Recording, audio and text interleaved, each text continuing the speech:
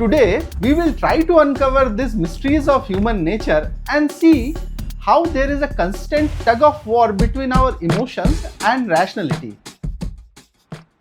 Namaskar and welcome to Ignited Stories. I am Dev, and on this channel we talk about entrepreneurship, business psychology and strategy.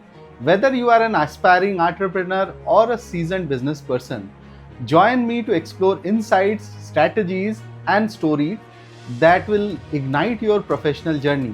So let's get started. Friends, have you ever imagined how complicated we humans are? On one hand, the human nature is such a powerful force that we can shake and destroy even the strongest institutions. History is full of such incidents, and we are naturally quite resistant to influence and change. On the other hand, we always need something to worship, and often it is the thing we value the most. It can be anything. It could be our ego, ourselves, our family, or perhaps some religion, community, country, or something else. Today, we will try to uncover these mysteries of human nature and see how there is a constant tug of war between our emotions and rationality. You might not know, but we humans have two contrary selves. One is the lower self, which reacts, and other is the higher self, which thinks, proacts, and represents the human part of our gross nature. The problem is that maintaining the higher self requires continuous self-awareness. Since the lower self is reactive and animal nature, we easily slip into it, and thus the lower self often dominates us. The most significant weapon of our lower self is our uncontrolled emotions. These emotions takes us away from the reality and common sense. Emotions weaken our ability to think, and with this blurred vision, we can't solve our problems or those of others. We have all made many decisions in our life when we were emotional, which we later regretted. Share in the comments a time when you did something emotional that you later regretted. It's important to note that we are humans, not robots. So having emotion is a fundamental part of our human nature. Ideally, this emotion should be under the control of our rationality. Those who can control their emotions with self-awareness use these emotions as a propellant that takes them forward in life. So let us understand the importance of rationality in our life in detail. Friends, the paradox is that we are born with emotions, not with rationality. Rationality is a life skill which we have to acquire, and it is possible only through training and practice. You might have felt its power when you were calm and focused.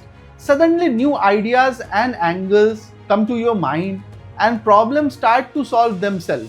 This happens in business, in life situations, and sometimes while studying. Comment if you can relate to this. We frequently can't connect with this higher power because our mind are often burdened with the emotions. All the large-scale unfortunate events in the world have occurred because an entire society lost its rationality due to intense emotional pull. Whether it was the Jewish Holocaust of World War II,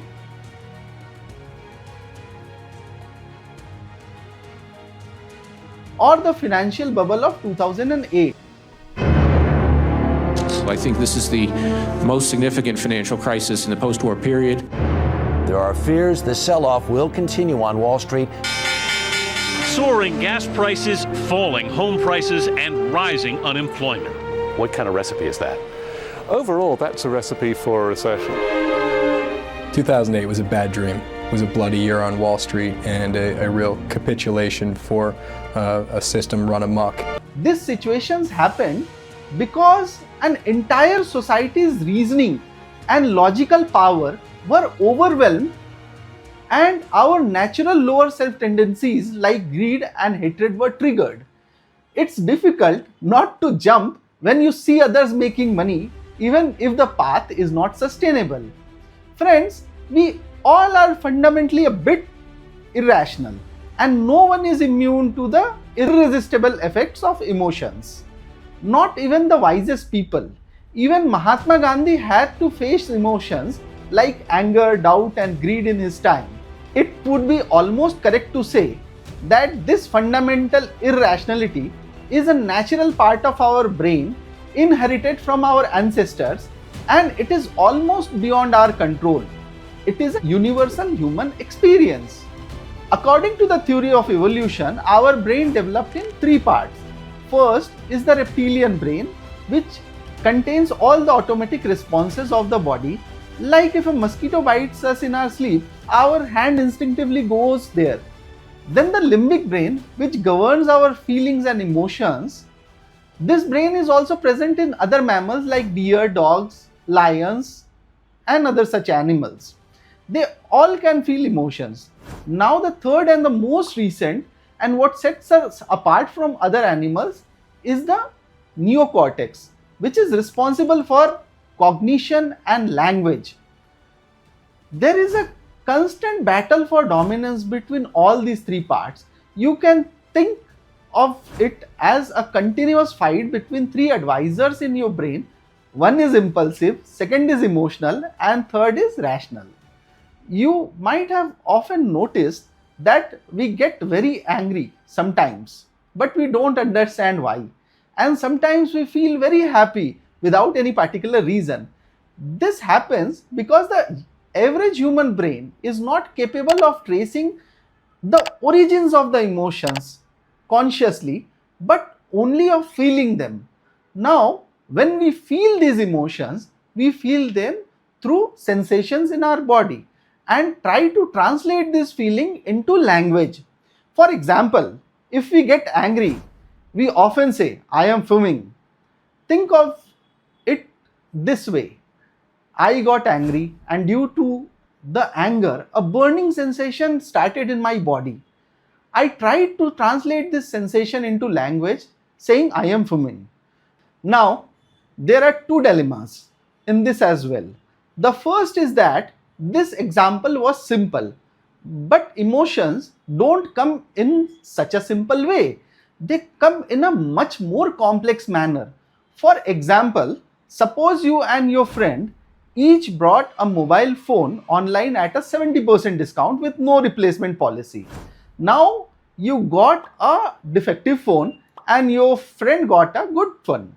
4 days later, you get another limited period offer with an 80% discount. Think about what would you feel seeing that ad. First is fear. What if it cheats me again? Second, anger. These online platforms make fools of us. Third is greed. Wow, there is an 80% discount. And envy. My friend got a good one. My luck is bad. Now think about it. You are feeling all of these four emotions at once. Can you translate them into a clear language? And if not, can you make the right decisions about them? This is the biggest problem in our decision making, that we often get wrong or get confused while trying to convert complex emotions into simple language. The second dilemma is that the emotions are meant to be felt and cognition is meant to record and act. These are two different ways of relating to the world. Think like this. Inside us, there is also an emotional self that repeatedly tries to operate contrary to the wishes of our cognitive self. And this split is the biggest reason for consistent friction in our mind. Like a deer does not have the burden of converting his emotions into language because it does not have cognitive abilities. So, if a lion comes in front of the deer, it will feel fear. But as soon as the threat is gone, the fear disappears. And now, if the same incident happens to us, our fear and anxiety will last for decades because our cognitive brain will repeatedly play the record of that incident and the emotional brain will generate more and more fear out of it. From our ancestors who lived in caves, To today's high-tech society, we have evolved. But when it comes to emotions, we can say that our emotional responses have become high-tech, but not rational. Irrational thinking has always been our biggest challenge as individuals and as a society.